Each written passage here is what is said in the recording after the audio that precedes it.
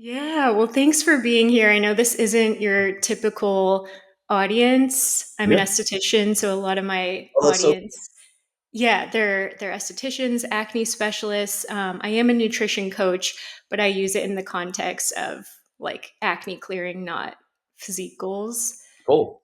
Yeah, but I use your framework all the time. So we're just so excited to have you, Jason. Welcome to the Treatment Room podcast. Would love to hear a little bit about your story and how you got into nutrition. Yeah, so I'm probably I'm not the typical nutrition coach story. I started I guess like my whole life I was like the most anti-nutrition thing you could like ever imagine. Like in high school, I ate nothing that was green. I ate no fruit. Like every day after school, I worked at a golf course and like we had a cafeteria where I would get like a burger and fries on the way home. Like me and my friends would stop at like Red Robin, get another burger, I'd get like a milkshake. Like that was literally like my diet. Like I was just like the all American kid. And then, after high school, I had my first injury ever. I found myself in a rehab setting. And it was the first time where I ever thought about my body. Um, not even like, oh, I want to get jacked or anything like that. It was just like it was literally the first time I even noticed like, oh, I have body composition. Like it was never even a thought. I was always like skinny fat. Then it was like I went and as I had that injury, this is 2002. I uh, I got asked to model for Abercrombie and Fitch, and I'll never forget. They uh, they basically said to me on my way out. They said, "Make sure when you send us pictures of your abs." And I was like, "Oh shit!" Like I don't have those things you call abs. So I was like on a mission. I was asking everybody, how do I get abs? And ultimately, like a family friend of ours was my pediatrician, and he was like, "Oh, it's all nutrition. Just read the magazines; it'll tell you what to eat." And so I did. And unfortunately for me, all I read was like, "Don't eat this, don't eat that, don't eat this, don't eat that," but it never said like what to do. And so I had this like long list of like fear mongering. It was like I thought everything was out there to kill me or to make me fat. And so I basically stopped eating. And I developed a full blown eating disorder. And so at 19, I was anorexic. I was 118 pounds. I had the testosterone levels of a 90-year-old male. And I was in such a decline that I would basically spend every evening on the floor of my bedroom, in my parents' house, contemplating suicide, because I basically Mm. was like, if this is what life is, I don't want to live. And so you're 19 years old. Was it kind of like an overnight thing where you get this information and you're like, okay, this is what I need to do to be lean and get abs? Yeah, it was like twofold, right? So I dipped my toe in, and I went to the gym, and then I was like, I don't know, my parents probably thought something was wrong with me because I was bringing home like every bodybuilding magazine under the sun. So, like Muscle and Fitness and Flex and Muscle Mag and Iron Man, and so it's like a bunch of dudes in like no clothes, and my parents are like, okay, like there's something we don't know about our son. But like, I would read all of these things, and there's actually like one moment that I can pinpoint that I think really changed everything for me. And so I was at a high school Mm. football game. We had gone back to a rival high school with some of my friends. And as we're walking, I'll never forget a kid that I knew was with his dad. And his dad looked at me and he said, "Hey, man," he said, "you're looking good." He said, "You're losing some of that fat." And I'll never forget the words like pierced me. Yeah. Like at 19 years old, I had never considered the notion that I was fat or had fat or anything relating to fat. And so now I had this complex, right? So now I was trying to get abs, but I also had this complex that maybe I was fat. And that's Mm. when it just like went into overdrive and shit went crazy. I feel like so many people can relate to that story because you go from being a kid where you just have no awareness. Like, you don't know what a calorie is. Like, No. you don't have any kind of physique goal. And then for a lot of us, and it can be so young, you have that moment where somebody kind of changes your reality. And so I'm really glad you're talking about it, especially as a guy. I don't feel like we hear that many male voices talking about anorexia or struggles with body image. I look at it and I'm like, virtually every male that I've met that's in the health and fitness space started with some level of, I don't want to call it body dysmorphia, I don't want to call it an eating disorder, but I do Mhm. want to say that there was some level of body insecurity, right? And that's Yeah. like what I've kind of distilled it down to. And so it's one of those things where I don't know why guys don't want to talk about it. Like I don't think it makes us any less of a man, but it certainly is not as prevalent. It is more prevalent than it is talked about. And I just think that we all need to be a little more open about it. Yeah, I think even you just talking about it and being so comfortable sharing your story is going to help so many people. You've come a long way. Now you're somebody who helps others and is able to educate, talk about food. But how did you get to a place where you were able to overcome this fear of food? So I kind of got lucky. Somebody told me a big fat lie, and I believed it. And so when I told you I had my eating disorder, I had the testosterone level of a 90-year-old male, which meant the only energy I had in the day was like right when I woke up. And so I had to get a job opening up Gold's Gym from 5 a.m. to 11 a.m. because it was really the only job I could keep. Like I had gotten fired from Best Buy, I had gotten fired from restaurants, like I had gotten fired from anything that required me to be awake after like 1 p.m. I could not fulfill. And so I got this job opening Gold's 5 to 11, and one of the trainers saw what I was doing to myself. Like she saw me doing like 2 to 3 hour workouts a day. She saw me like constantly like trying to like look in the mirror, like, seeing how lean I was getting. And so finally this bodybuilder walks in one day, and he was like a bantamweight. He was like 145 pounds. He wasn't like some big, like roided out dude. But he was like, he comes in, he's getting ready for a show. And I remember saying to her, I was like, that's what I want to look like. Like he's got muscle, he's ripped. I'm like, that's my ideal physique. And so she looks at me and she's like, well, I do his training and nutrition. And I was like, "Oh, well, you think you could help me?" And she was like, "Sure." She's like, "You need to eat 4,000 calories." And like right there in that moment, she just ran like horrible advice, by the way. Like knowing what I know today, awful advice. But I was like, "Okay, I'll take it." And so this is 2002. So I went home, I went to Barnes and Noble. I got a calorie counting book because MyFitnessPal didn't exist, and I wrote out 4,000 calorie meal plans. And I would go grocery shopping each night, and I would cook the food each night, and I would eat it the next day. And I'll never forget, like 2 or 3 weeks later, I looked in the mirror. I think I had gained almost 20 pounds. And I was like, holy shit, I'm not fat. And I was like, this food thing is not so bad. And so I always call that like the first stage of trust. Like, oh, you weren't anorexic anymore. No, no, no. I was still wildly anorexic. And so, but I trusted that food in general wasn't the enemy. So, I did that. I actually became a personal trainer. I was living at home, and then I was like, okay, well, I'm gonna change my major in college. I'm gonna go major in exercise science. I'm gonna get a degree in this. And my boss at the time had graduated from Florida State, so I went to Florida State. And when you move away to college, it's a significantly different setting than when you're living at home. And the Yeah. peer pressure of being a college student means you're not eating home cooked food for every meal, most certainly when you're drunk at 1:30 in the morning. And so I'll never forget that there were multiple times my first week away at college where I had to learn to trust different foods. Like the very first night we went out, we had Subway at like 1:30 in the morning. And I'll never forget, I woke up in the morning, I'm like, "Oh, I'm probably fat." And I, like, ran to the mirror and, like, I wasn't fat. So it was like, "Okay, I trust Subway late at night." And then another night, my friends wanted pizza. So I ate pizza. I don't think I had pizza in over a year. And I was like, well, woke up the next morning, probably fat, ran to the mirror, wasn't fat. I'm like, "Oh, pizza's not the enemy." And I literally had to learn to trust each and every Yeah. food, right? People are like, "Oh, you must not be anorexic." No, no, no, like, I'm still anorexic because in my head, and I think what people fail to understand is anorexia clinically is anorexia nervosa.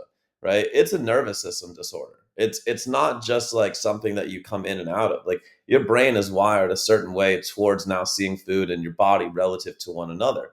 And so I never fully overcame it. I go so far as to say at 40 years old, owner of the Nutritional Coaching Institute, father, and it's like I still think today I don't know, I'm 185 pounds at 8% body fat. I still think I'm anorexic. I still actually believe I have anorexic tendencies. And so I don't think that you ever fully overcome it. I actually think that you Yeah. learn to channel the thoughts and the behaviors in a slightly more positive manner. Do you think it's possible for people to have a specific goal they want to attain, like weight loss, and work with a coach if they have a history of disordered eating? I do. And so, I've obviously been successful at multiple times in my career at achieving physique goals. I've been very blessed. I was on the cover of some magazines. I was a sponsored athlete with Optimum Nutrition and bodybuilding.com. I competed in a bodybuilding show. I did some infomercial shoots. Like I was very blessed throughout the course of my fitness modeling career. And obviously, there was a lot of emphasis on my physique at the time. I would say I have way more balance today.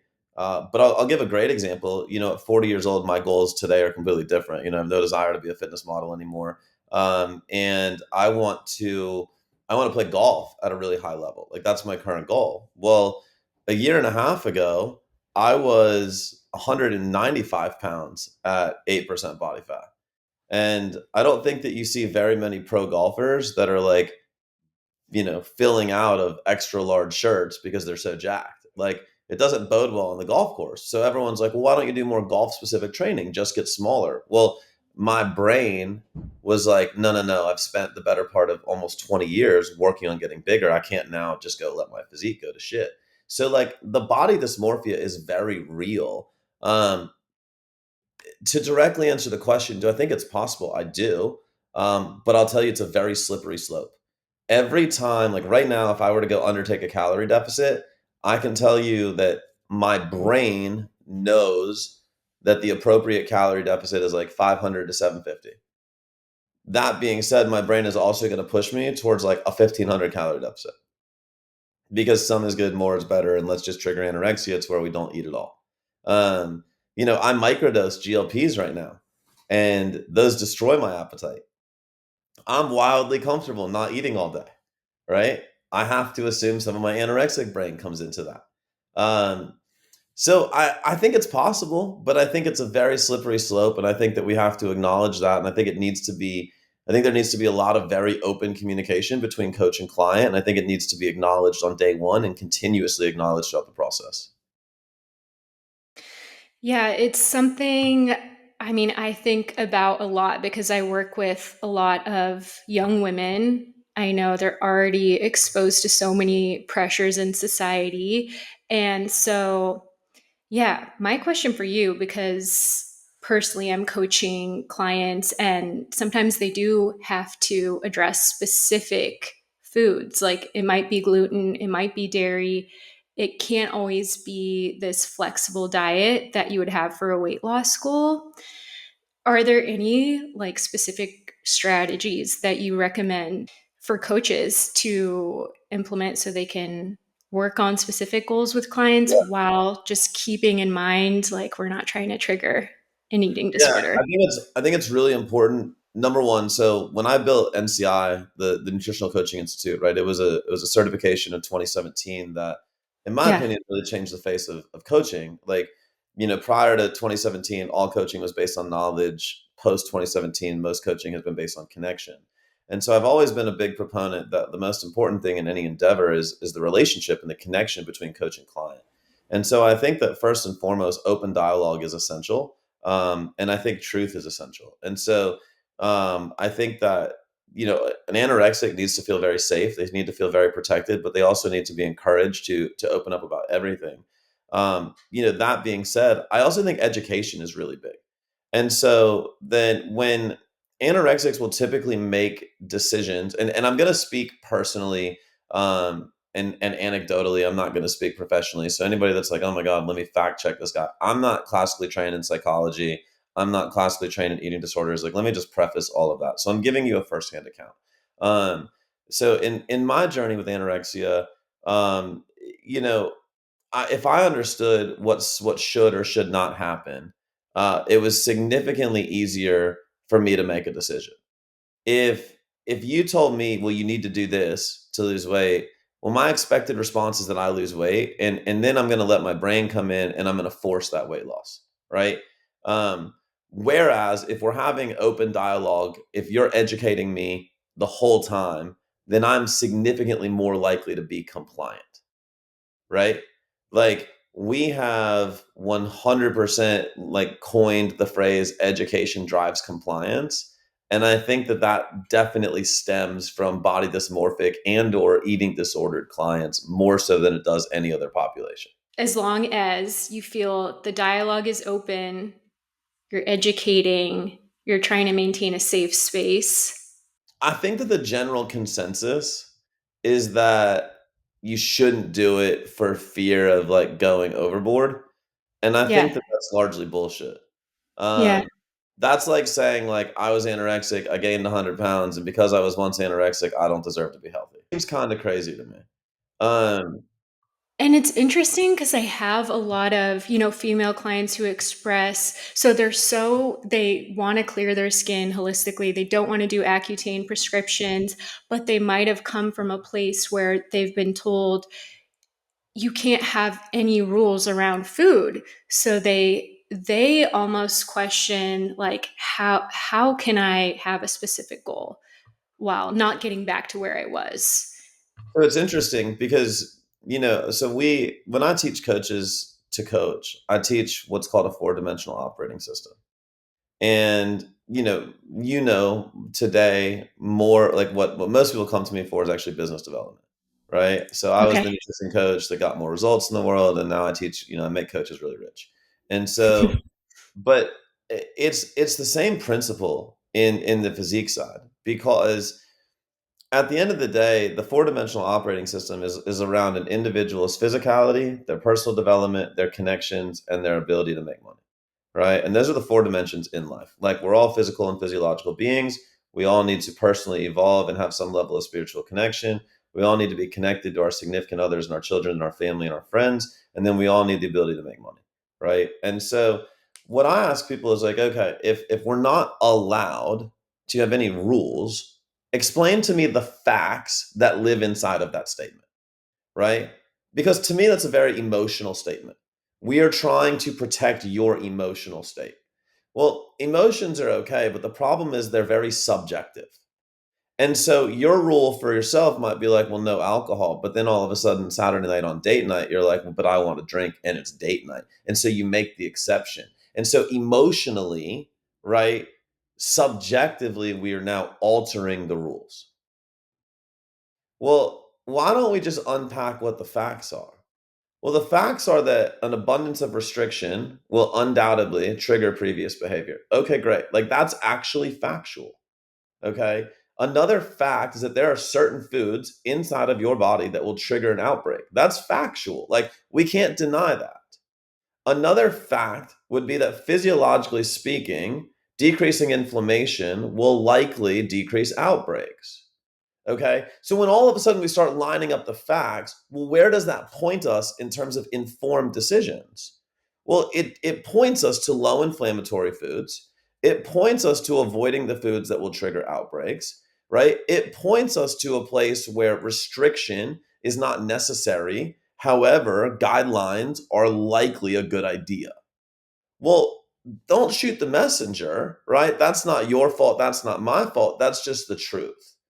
And so what I find is most of these fucking zealots, pardon my French, but most of these zealots, right? They want to go out there and they want their opinions to be seen as facts. And that's just flawed thinking. And 90% of the time, that's what's wrong with our industry. We see so many opinions being presented as facts when in reality it's just one individual's viewpoint and or their experience and or their belief system. I'm not discrediting it. but I am discrediting the way it's presented. And so when we're talking about something like acne or gut health or any specialized autoimmune commission or condition, we should be looking at the facts, not the emotions. Do you feel like food is emotional? Oh, I mean, that's a whole nother can of worms. Um, I think every human has an emotional connection to food. Yeah. I think we have emotional connections to everything. Like, undoubtedly, there are foods that I eat that take me back to times in my life where they were great. Like Kraft mac and cheese. Undeniably takes me back to like 10:30, 11 p.m. every school night, my senior year of high school. All right. It would be late at night. I'd finish studying. I'd be like, Mom, I'm hungry. Make me a box of mac and cheese. And she would. Right. Like at the same time, like Cheesecake Factory always takes me back to like my days in the physique industry. And so I think that yeah, like we can condition emotions around food. I participated one time in what was called a cycle diet. Um, the guy that created his name was Scott Abel. Probably one of the most intelligent men I've ever spoken with in my entire life. He was a great coach of mine for quite some time, but he had this diet where for 6 days I lived in a pretty significant calorie deficit, right? And like when I tell you I was hungry, like there were some nights I was so hungry it kept me up. I And but bet. Yeah. on the seventh day I could eat whatever I wanted, and I was encouraged to eat like everything. And so like the way I would start my day every single Saturday or Sunday, I think I did it on Saturdays. The way I would start my day is I would go to Dunkin' Donuts. I'd have a dozen donuts. On my way to IHOP, I would have an omelet, 3 stacks of pancakes, and then on the way home, I'd wash it down with a frappuccino. Like that was how I started my Saturdays. And then I would go home, I would take a nap, I would have like some breakfast sandwiches from Panera, I'd get like Chipotle for lunch, I'd have some other like disgusting sugar shit around the house. Then I would go, have pizza or Cheesecake Factory at night. And what it started to do is it conditioned me that food was kind of like scarce, right? I only got one day to consume it. And so it's really funny if you and I were like, hey, we're gonna have pizza right now. And I said to you, like, what kind of pizza do you want? You would get your own pizza. Because if you looked at my pizza and you thought you were gonna eat any, I would tell you you're crazy. Because I measure pizza from that time in my life by the pie. I don't measure it by the slice, right? It actually taught me that I need to be hyper aggressive with hyper palatable foods and consume a lot of them to get the dose response of it that I wanted.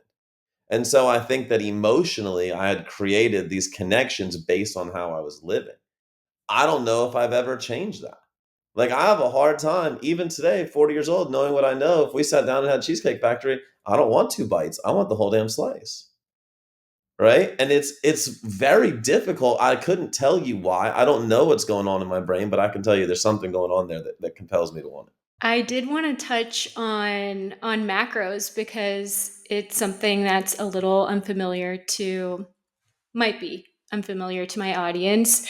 Could you break down just basics of macros and are you a proponent of tracking them? Okay, so I'll start with the first thing, breaking it down. So obviously, everything that we eat is comprised of calories. Calories are just a unit of energy, right? And so if we want to gain weight, we consume more energy than we expend. If we want to lose weight, we expend more energy than we consume, right? Basically, meaning if you want to gain weight, you eat more calories than you burn. If you want to lose weight, you burn more calories than you consume. Like relatively simple understanding. So I've always said calories in, calories out determines weight loss. The composition of those calories determines the body composition change during that weight loss, right? So nobody ever said, I want to lose weight and get fatter. I've never heard, like, I've coached people for almost 2 decades at this point. I've never heard somebody come to me and say, hey, I want to lose weight and get fatter. Well, and if that's the reality, then in your weight loss journey, there probably should be some amount of resistance training. Doesn't have to be a lot. Like you don't need to be going to the gym every single day. Even 2 to 3 sessions a week is plenty, right? And you should eat adequate amounts of protein to preserve your lean tissue so that the weight you're losing is primarily body fat. That's really what people want when they say I want to lose weight. So, do I think macros matter? I absolutely think they matter. Do I think people need to count them? It really depends, right? I think that so many factors come into play. I think your current eating style. Like, what if you're somebody that likes high protein? Well, do I need to reinforce to you that you need more protein? Probably not, right? Am I willing to go on a calories and protein base early? Probably. But if you're somebody like my 7-year-old daughter that likes nothing but carbohydrates, and we're trying to put her on, a meal plan, then yeah, like we're probably going to look at macros. And I'm not talking about 7-year-olds. I'm talking about somebody with that behavior, right? But like somebody that primarily eats carbohydrates, we probably do need to look at macronutrients, because what I find is most people under index on protein. And we know the significance of protein in dietary settings. So I think it's a great idea that Mhm. everybody counts at least one day, if not one week, if not one month. Like, I think it is such a fantastic learning tool. I also Totally. think that we live in a world that swings like a pendulum, and it goes like from one extreme to the next extreme. And we as an industry struggle so hard to find the middle ground and the balance. And so you've got proponents of like when I got like my claim to fame was in like 2012, 2013 when I spoke out against paleo in the CrossFit world. And everybody was like, no, no, no, you don't need to count anything. And I'm like, I don't give a shit who you are. I understand almond butter is paleo. If you eat a whole damn jar of almond butter every day, you're gonna get fat. Like, it is what it is. I don't care that it's paleo. You're gonna get fat. If you eat 10 pounds of bacon every day, you're probably gonna get fat. And so, like, at some point, macros do matter, right? But do I think that like you have to count macros every day the rest of your life to have a physique that you desire? No. I haven't counted a macro in a decade, and I'm able to maintain 8% body fat. So I think that macros are best served as a learning tool. And I think that like the intuition you learn or you receive from that period of time is really the most important thing that you can kind of take from it. Yeah, I've had a lot of female clients who are really nervous about the idea of tracking their food or just like being aware of it. They're almost like predicting it will lead to disordered eating. But what we've found usually is that they have a more positive experience with it, and it kind of just becomes data, you know? Yeah, absolutely. And I think that that's how it should be done. I think that's like the proper use. I'll also comment on people that have that quote unquote fear. A lot of people really resist change. A lot of people love to say they want change. Um, but, and again, I teach this in the business world a lot too. Most people have gotten comfortable of a lifestyle of desiring change, not a lifestyle of achieving change. Yep. And so, how many people do we know that have tried diet after diet after diet? It was never the diet. Like, it was not, because the very first diet you undertook, it probably worked. All diets work if they're creating a calorie deficit. And so for us to sit here and say the diet didn't work is largely bullshit. It was the individual that didn't work. And so what we understand is that individuals, we get very comfortable in our own head of saying we want to change, we want to change, we want to change. And that becomes the narrative of our life. Whereas the individuals that execute and they implement and they come out on the other side positively, the narrative of their life is I did change. And so it becomes a very difficult situation to navigate, to shift that narrative, to go from I want change to I did change. It's a whole new set of rules, whole new set of circumstances, whole new lifestyle. And individuals really struggle facilitating that. And so when someone comes to you and they're immediately doubting the efficacy of macros or the ability to implement macros, it's more a function of their mindset than it is their ability to believe in the macros. Yeah. So something that's been like such a huge blessing and detriment to my business is I have a really popular influencer I've worked with and cleared her skin. And so that's been amazing. But I've had a lot of clients come from that who see that transformation, but they're just like, they just see the before and after, you know? And then day one, they're like, oh, I'm going to have to like write down what I'm eating. And there's like work involved here, you know, Yeah, and absolutely. changing a lifestyle I was used to, just like, doing whatever I want without that structure. Well, I think we all have comforts, right? We all have comforts in our lives. For some of us, that's sleeping in. For some of us, that's not going to the gym. For some of us, that's going to the gym and doing a routine that no longer produces change. For some of us, that's certain foods that we consume. the social environments we consume them in, right? There are endless amounts of comforts that we have created in our lives. And so for us to truly change, most of the time we have to step out of those comfort zones. And that can be difficult. It can be extremely difficult. Back to the notion of eating disorders become a comfort zone, right? We have kind of guarded ourselves against what we perceive to be negativity in the world, right? Negativity for an anorexic is oftentimes gaining body fat or gaining weight. So we've set up these safeguards in our life. Well, not eating, exercising, right? These are our anchors. These are the things that protect us. And so asking us to give those up is a very, very difficult proposition. And we have to recognize that, right? Obviously, that's the extreme example, but I think every single diet or every single person that undertakes change has those comforts that they slowly have to move out of. And it can be very difficult. Yeah. I know you've talked about compliance with your clients. Can you touch on that and how we can help our clients stay compliant? I think compliance is the single most important thing in any, coach client relationship. I think that like there are when I came into the space, and I really committed that I was going to build a practice, it was 2014. And I remember thinking like, man, there are people that have forgotten more about nutrition than I'll ever know. And yet I looked around and the results they created for their clients were like very average and sometimes subpar.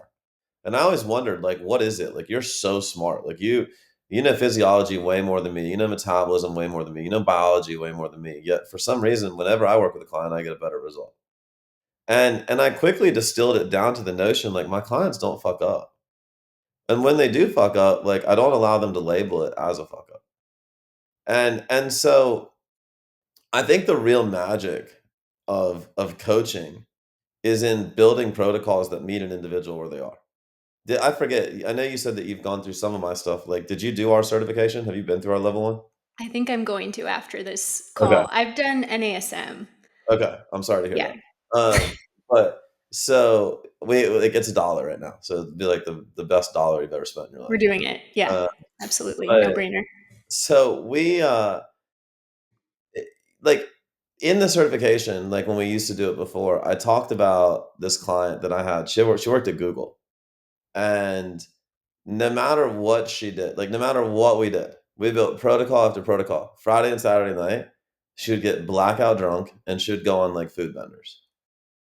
And so we would have this amazing weight loss throughout the week, and then come Monday, like, we were right back at square one. I did everything I knew how. I'm like, I got mad at her, I yelled at her, I made her cry, I was, like, her best friend, like, I tried all the things, right? Yeah, And I've been there. and finally, I just, like I just sat with her and I was like, "Okay, like, can we just commit to the notion that right now you're not gonna change? Like, can we just accept that this is your life?" And she's like, "Okay." And so we built a protocol that accounted for that number of calories. And so I actually said to her, I'm like, "Can you estimate to me what you're drinking and what you're eating on those nights?" And we built that in. And the end reality is, as coaches, we're looking at 7-day windows, not 24-hour windows. And so we just deducted it from the 7-day window. We accounted on the other days, and she adjusted accordingly. And holy shit, over time she started losing weight. Here's the crazy part. She started losing weight, then she stopped going on blackout benders. I was gonna ask, I bet, because part of it is like rebellion, right? 100%. And so I didn't ever tell her she couldn't do it. And then as she started losing weight, some momentum yielded, more behavioral momentum. And so then she started shifting other behaviors, which then obviously necessitated a caloric increase, right? Because I didn't want her Yeah. in an excessive deficit. So yeah, I tell that story all the time. You have to be malleable. Like, you have to be able to sync up to the coach or to the client. And I think that was my genius. I think that, listen, nobody's been through more than me. I mean, I openly say I don't know if you're a spiritual person or not. I think that anorexia was given to me by God. And I think he said, I've created you as such a strong person. I've created you as such a resilient person that you'll bounce back from this and you'll use this as the vehicle to teach other people. And so, the journey I went on near death has now become the single biggest journey that I've used to pay forward over the last, 15, 20 years. And obviously to change, tens of thousands of lives in the process. I think we're up over 100,000 lives. And as a company, we're on the pursuit to change 1 billion lives. And so, but it all comes down to those core fundamentals of connection. right? Connection Mhm. and education, Mhm. they're so critical to me. Yeah, I mean, because of that experience, you have a different empathy that not all coaches might have, right? Absolutely. Absolutely. Yeah, and I feel the same with my clients. I went through like a terrible experience with acne, so when I meet somebody who's in that low mental place, like I can remember exactly what that feels like. Yep. 100%. And I think that, any of us that have been through that, we certainly know that firsthand. I did want to make sure we touched on metabolic adaptation because it's like one of the most interesting things I have heard you talk about in this space. And I feel like it's really counterculture to a lot of the messaging that my female audience is hearing on a daily basis. There's so many influencers right now that just really preach a calorie deficit, but it's kind of one long continuous deficit. And you're the first person I heard that challenged that. So, what is metabolic adaptation, and is it something we need to think about? It's a very real phenomenon, and it's been proven in several studies. We all have different rates of adaptation. So some people have highly adaptive metabolism. Some people have, some people are resistant to adaptation. I happen to have a very highly adaptive metabolism. So what what happens is we understand that, like, if we look at a continuum, right, like very low to very high, our bodies always want to stay right in the middle, right? We always want to live at homeostasis. So if you went on a food bender tonight, right? What's going to happen tomorrow? What is like the natural physiological reaction? What's going to happen tomorrow? You feel full, right? So when you feel full, what happens? Don't eat as much. If you went on a food bender tonight and you're driving around the mall parking lot and there's no spots open, are you more willing to park really far away? More Yeah. inclined to do so because your body wants to expend energy, right? These are just natural things. You didn't just wake up and psychologically decide those things. Like, you didn't wake up and psychologically say, I want to be more full. Your body sent signals of being full. Yeah. Now, let's look on the other side of the coin. Let's say you skip dinner tonight. You skip breakfast tomorrow. What happens by lunchtime tomorrow? Starving. You're hangry, Yeah. right? Did you choose to be hangry? Or was that a natural physiological response? So when we start to observe that, when we overeat, we're full, causing us to undereat. And when we undereat, we're starving, causing us to overeat. That is our body's natural adaptation mechanisms to send us back to set point. Our bodies will fight to do everything to get us to stay at set point. So what happens is the further we navigate from set point, the more our bodies perceive that we're going to stay there. And we need to begin building protective mechanisms against not being at set point, right? So let's just say on average, you're burning 2,000 calories a day. Over time, if you don't eat, what happens? You physically erode, right? At some point, you burn all of what's stored. Your body has this unique ability to turn muscle into fuel, right? It will break down all of its body fat. And before you know it, you have nothing insulating your organs and you die. So your body's natural mechanism of defense is to adapt. It slows down its metabolic rate. It slows down the rate by which you process food. And so if all of a sudden we prolong a calorie deficit or we continue calorie deficits, your body does what? It begins to adapt. And so you can actually create new set points, right? So whereby we've all heard the statement, you need to eat more to lose weight. Everybody has heard that statement. That's the worst statement on the planet. It is not factually true that you need to eat more to lose weight. You need to eat more to restore metabolic function.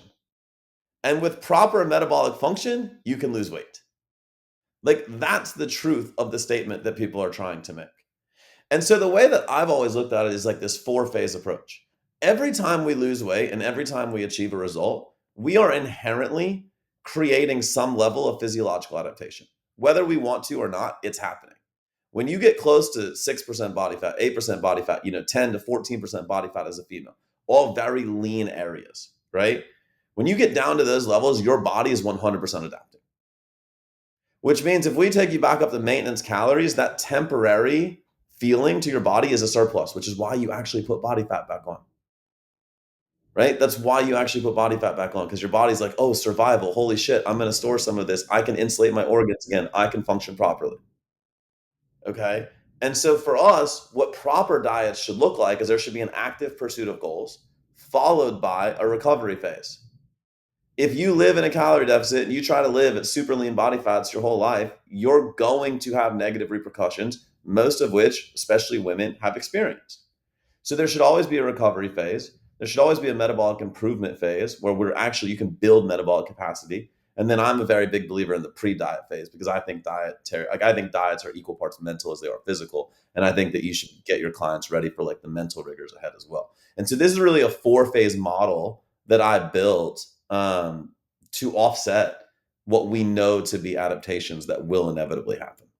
And you've talked about kind of losing the ability to lose fat. For somebody who's never heard that and they just think they can do diet after diet, why is that? So it's really interesting. I will openly say that when I say you've lost the ability to burn body fat, that is somewhat of a marketing term. Um, but what I'm trying to get is like at set point, right? The longer you diet, the more you adapt, it becomes very difficult to lose weight. So if your set point is 2,000 calories, we know by definition if you consume 1,500 calories a day, 500 calorie deficit for 7 days, you should lose 1 pound. That's what laws of thermodynamics, what physiology states. If you've been dieting for quite some time and that adaptation begins to set in around that 1,500 calorie mark, 1,500 calories is no longer perceived as a deficit to your body. And so you're not going to lose weight at 1,500. Well, you can eat 1,000. Well, the longer and the deeper that you perpetuate the deficit, the faster the rate and the higher the rate of adaptation. So you still might not lose weight. So now what are we going to eat? 800, 700, 600 calories? Well, now we're starting to get towards the survival mechanisms. And so I don't want to say you've lost the ability to lose weight. I genuinely believe every person has the ability to lose weight. But I do think that now we're starting to see things discussed like weight loss resistance, obviously Yeah. metabolic adaptation. We're starting to see obviously hormonal ramification happen. And really, these are the things that we have to be addressing, because without proper hormonal profile, without proper metabolic profiles, we're not going to see the ability to make the change as rapidly, consistently, or predictably as we desire. And what do you think are some of the most damaging things we can be doing to our hormones? Oh my goodness. This is a deep rabbit hole. And I'm going Oh, to it is? openly say I'm not the hormonal expert. Even in NCI, we have a hormone course, we have a male hormone course, a female hormone course, and we have a level 2 where it's deep in the blood work. I do not teach any of this. So this is not my area of expertise. That being said, I think that what I always distill it down to, and this is going to be a very general answer for what I think is a specific question, so I'll apologize That's on perfect. um, I think that most people have an abundance of stress without facilitating the ability to adapt. And so one of the worst hormonal environments I ever created for myself was when I was trying to compete in CrossFit. And so I was training twice a day and I was probably eating 2,000 calories a day. And like, imagine 2 CrossFit workouts per day.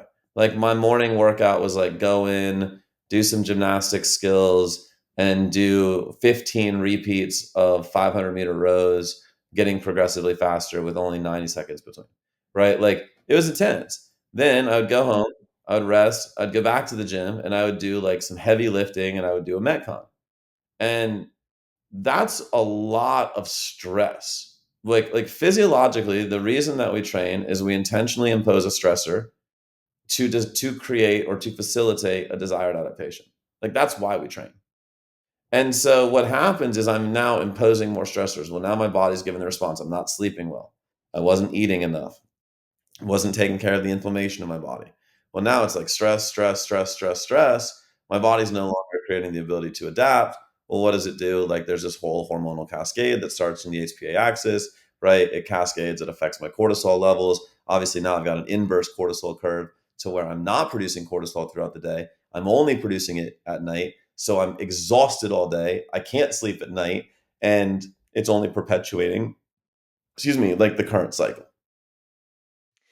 I feel like a lot of people don't think of workouts as stress on the body because they think of it as their stress relief. Yeah. So they kind of underestimate the recovery and the sleep and the nutrition. It's fascinating. So when I first got into CrossFit, like I always tell the story. The first year that I became the nutrition guy in CrossFit, everybody hated me. And 'cause everything I said was counterculture. And then the second year, everybody loved me because I had like 8 of the top 10 athletes in the world.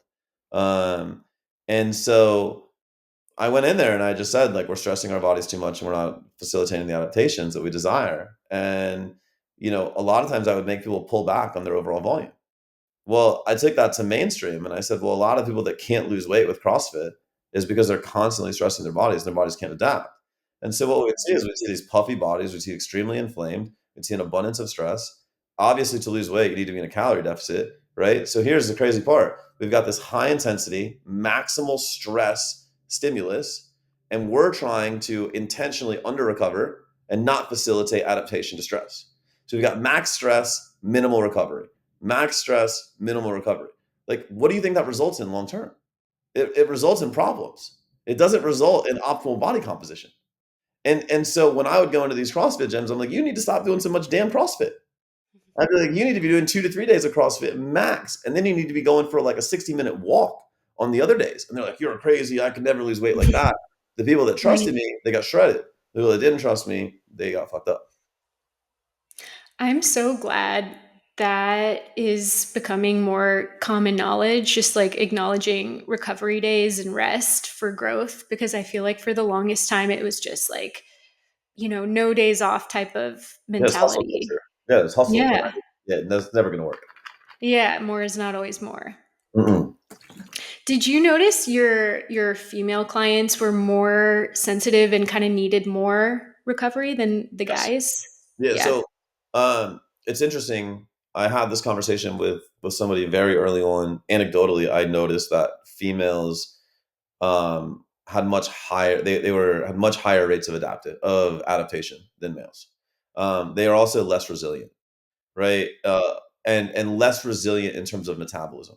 And so you could take a male that's been metabolically adapted for 8 to 9 months, and the rebound, like going back to maintenance, it won't be great, but it won't be terrible. You take a woman that's been metabolically adapted for 8 to 9 months, and we take her back to maintenance calories, she could put on 20, 30 pounds. And I've witnessed it. And it might take 2 years to get the body functioning normally, whereas it might take a male 2 months. And so this comes down obviously to sex hormones, right? The more testosterone you have, right, the more resilient you can be. And so women just don't have the hormone profile to begin with. And so yeah, like I think it's extremely difficult for women here. And I think that it's really seen in the physique industry. I don't know how much of the physique industry you've paid attention to, but you look at like bikini competitors or former figure competitors, they struggle to maintain their body when they get out of competing. And it's because they lived in such massive deficits for so long. They were forced to look a certain way. They never had Yeah. time off, be at the competition stage, the sponsors or whatever. They always had to have that. They never had an off season. So they never gave their body a chance to recover. So now they've got 4, 5, 6 years of no recovery. Well, how long do you Yeah. think to recover? Probably 4, 5, 6 years. I developed an autoimmune condition really young, like in high school. And I relate, I wish I knew this now because I was in sports year round as a kid, like cross country to soccer, basketball, track, like no recovery ever. And then you add like AP classes, like high stress load, all that stuff on a kid and doesn't work out. It doesn't work out well at all. No. I actually love watching like prep videos and bodybuilding. I'm fascinated by it, but I would never do it for that reason. Yep. I mean, also probably don't have the discipline, but I love watching it as a sport, but I know it just wouldn't be sustainable for me. It's so funny. I mean, when I prepped for my one bodybuilding show and I was in my 20s, all I did was watch people eat and train. Like that was days. I'm pretty sure, again, I was living at home. My parents were like, "What are you doing? Like, you're watching really over, jacked men lift weights. Like, how is this in any way entertaining?" But yeah, like it becomes an obsession, and I don't think a very healthy one. No, no. So the last question I do just want to ask is for somebody who wants to undertake, a fitness and nutrition journey, do you have any advice for where they should start to have a sustainable and healthy relationship with it? There's so many. I think that the best piece of advice I can give is like surround yourself with the right people. I think that if it feels like you're making a massive overhaul right away, it's probably not the right thing. I don't think anybody ever got to anywhere that they were going. And here's the punchline is they didn't sustain it if it was a massive overhaul. And so anybody can create any change in the body. Like it doesn't take a rocket scientist to starve somebody for 10 weeks or 12 weeks and get them lean. It takes a really good coach the ability to work with somebody over a period of time, not only create the change but sustain the change. And so at NCI, what I used to tell all the coaches is I said, I'm not going to judge your ability to coach an individual on what you create in the next 6 months. I want to see your clients 6 years from today, and I want to see have they still maintained the results that you worked on. Because if they did, it means that you really fundamentally taught them principles and a lifestyle. And if they didn't, then you taught them band-aids and tactics. And as coaches, we're not here to provide band-aids and tactics. We're here to provide real life change. And so I think that that's probably my biggest piece of advice. It shouldn't feel excessive. It shouldn't feel like a massive overhaul. It should feel, it should feel definitely like change. But it shouldn't feel overly intrusive. Amazing. That's something I think about a lot too, in my everyday conversations with clients. I want them to look back on the experience and, not have this hateful relationship with food or their skin or their body. Yeah, So, absolutely. Nor should they. yeah. No. No. Well, Jason, thank you so, so much. I know your time is super valuable. I know you have a young daughter. You just got engaged, so you have a lot going on. Congratulations. But Thank you I'm so just so much. thankful to have you here and to be able to talk to you is a dream come true. So thank you so much. Absolutely. It's truly my pleasure. Thank you for having me on. And I look forward to watching all of your continued success. Thank you. Thanks, guys, for listening. I will catch you in the next episode.